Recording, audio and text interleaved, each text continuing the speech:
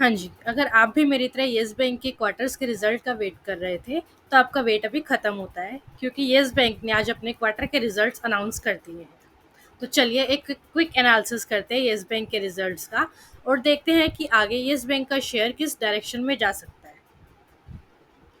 सबसे पहले स्टार्ट करते हैं किसी भी बैंक के मेन रेवेन्यू सोर्स है which is the interest income of any bank. तो अगर हम इंटरेस्ट इनकम की बात करें, देखिए फिगर्स लैक्स में है और मैं इनको बहुत ही सिंपल नंबर में समझाऊंगी, तो आप इसको अपने अकॉर्डिंग ले सकते हैं। ठीक है। अगर इंटरेस्ट इनकम की बात करें, तो क्वार्टर ऑन क्वार्टर बेसिस पर इंटरेस्ट इनकम येस बैंक की 698 से इंक्रीज होकर 744 हुई है। और यही ईयर ऑन ईयर बेसिस पर कंपैरिजन करें तो 621 से इंक्रीज होकर 744 हुई है, which is a good jump in the interest income और the revenue source of the Yes Bank. आगे चलते हैं, नेट प्रॉफिट की बात करते हैं। तो नेट प्रॉफिट को अगर आप ईयर ऑन ईयर बेसिस पर कंपेयर करेंगे, तो वो ऑलमोस्ट डबल से ज़्यादा हो चुका है, विच इज़ 20 से लेकर 45। और यही क्वार्टर ऑन क्वार्टर बेसिस पर बात करें तो वो भी ऑलमोस्ट डबल हुआ है, which is 23 to 45, which is a good jump in the net profit of the Yes Bank. Next indicator की बात करते हैं किसी भी बैंक को के शेयर को एनालाइज करने के लिए या रिजल्ट एनालाइज करने के लिए, which is the NPA ratios. अगर येस बैंक के ग्रॉस एनपीए की बात करें, तो ग्रॉस एनपीए जो है येस बैंक के वो रिड्यूस हुए हैं फ्रॉम 445 टू 398। और यही ईयर ऑन ईयर बेसिस पर देखेंगे तो 439 से रिड्यूस होकर 398 हो गए हैं। सिमिलरली एनपी में भी एक अच्छा डिक्रीज देखने को मिला है, विच इज़ 193 से लेकर 132 ऑन क्वार्टर बेसिस। और ईयर ऑन ईयर बेसिस की बात करें तो 165 से 132 तक। इसको रेशो की मदद से समझते हैं। तो अगर आप ग्रॉस एनपीए को रेशो वाइज कंपेयर करेंगे, तो लास्ट क्वार्टर में जो है येस बैंक का ग्रॉस एनपीए रेशियो था 2%, जो रिड्यूस होकर 1.7% हो गया है। सिमिलरली एनपीए की बात करें तो लास्ट क्वार्टर में येस बैंक का एनपीए 0.9% था, जो रिड्यूस होकर 0.6% हो गया है। इसके साथ ही कुछ और हम लोग रेशियोज की बात करते हैं जो एक बैंक को एनालाइज करने में हेल्प करती है। तो सबसे पहली रेशो हमारी यहाँ पर आती है return on asset ratio. Return on asset ratio की बात करें तो यह जितना इंक्रीज होगी किसी भी कंपनी या बैंक के लिए, वो उतना ही बेटर होगा। देखिए, रिटर्न ऑन एसेट का सिंपल सा मतलब है कि कोई भी कंपनी या बैंक अपनी एसेट पर कितनी रिटर्न जनरेट कर पा रहा है।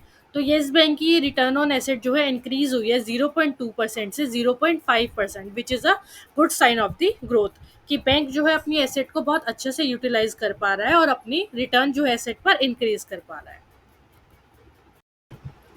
आगे कुछ और रेशियोज की बात करते हैं, फिर हम बैंक के प्रोविजन की बात करेंगे, जो कि एक मेन फैक्टर है जिसकी वजह से लास्ट क्वार्टर में भी जो है येस बैंक में इतना अच्छा इंटरेस्ट नहीं दिखाया गया था ड्यू टू इट्स प्रोविजन। तो अभी हम उस पर भी आएंगे।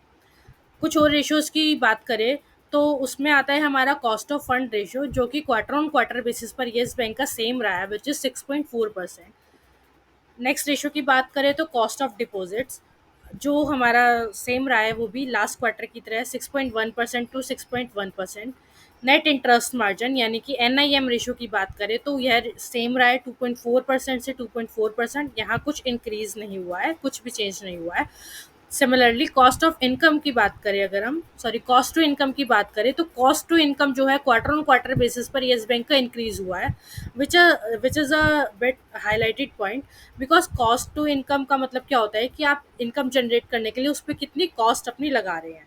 तो ये कहीं ना कहीं बैंक की जो है 73.1% से इंक्रीज होकर 75.8% हो गया। नेक्स्ट हम बात करते हैं बैंक के प्रोविजंस की। अगर प्रोविजंस की बात करें तो लास्ट क्वार्टर में बैंक के प्रोविजंस थे 555 के। I think these figures are in crore, sorry, take it in the crore. And अब लेटेस्ट क्वार्टर की बात करें हम लोग, तो बैंक ने अपने प्रोविजन को रिड्यूस कर लिया है 471 का, विच is a good decrease in the provision. इसके बाद अगर हम बैंक के नेट इंटरेस्ट इनकम की बात करते हैं कि बैंक को जो है इंटरेस्ट इनकम कितनी हो रही है, तो वो अगर आप देखेंगे तो बैंक ने जो है क्वार्टरली बेसिस पर 6.8% की ग्रोथ दिखाई है, जो कि ईयर ऑन ईयर बेसिस पर सिर्फ 2.3% की थी, which is a good sign obviously. So अगर हम ओवरऑल सम अप करें तो नेट प्रॉफिट जो है येस बैंक का वो 123.2% से ईयर ऑन ईयर बेसिस पर इंक्रीज हुआ है और 95.2% से क्वार्टर ऑन क्वार्टर बेसिस पर इंक्रीज हुआ है। सिमिलरली नेट इंटरेस्ट इनकम की जिसकी हमने बात करी, ईयर ऑन ईयर बेसिस पर इंक्रीज हुआ है 2.3% का, जो कि क्वार्टर क्वार्टर बेसिस पर और ज़्यादा इम्प्रूव हुआ है, विच इज़ 6.8% का। कुछ और चीज़ों की बात करते हैं जो बैंक के स्टॉक को एनालाइज करने में हेल्प करती है। या which is the few ratios of the advances और the investment and the Kasa ratio. अगर एडवांसेस की बात करें बैंक के, तो क्वार्टर ऑन क्वार्टर बेसिस पर जो है बैंक के एडवांसेस 4.7% से इंक्रीज हुए हैं, और इन्वेस्टमेंट की बात करें तो 13.7% से इंक्रीज हुए हैं। साथ ही अगर हम बैंक के कासा रेशो की बात करते हैं, तो कासा रेशो की अगर हम बात करेंगे, कासा रेशो बेसिकली क्या होता है कि करंट और सेविंग अकाउंट जितने भी बैंक के हैं टोटल डिपॉजिट्स के अगेंस्ट में, उसकी बात करता है। तो जितनी बैंक की कासा रेशो ज़्यादा होगी उतना ही बैंक के लिए बेटर होता है।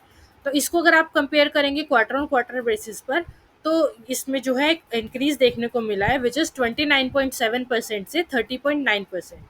तो ये था ओवरऑल येस बैंक का रिजल्ट। अगर आप ये सारी रेशियोज़ को इन डेप्थ समझना चाहते हैं, तो मैंने एक वीडियो का लिंक डिस्क्रिप्शन बॉक्स में दिया है, जिसमें मैंने सारी रेशियोज़ को एक्सप्लेन करा है, जिसको एनालाइज करके आप देख सकते हैं कि कौन सा बैंक जो है अभी अंडर वैल्यूड है, और आप उसको अपने लॉन्ग टर्म पोर्टफोलियो के लिए पिक कर सकते हैं।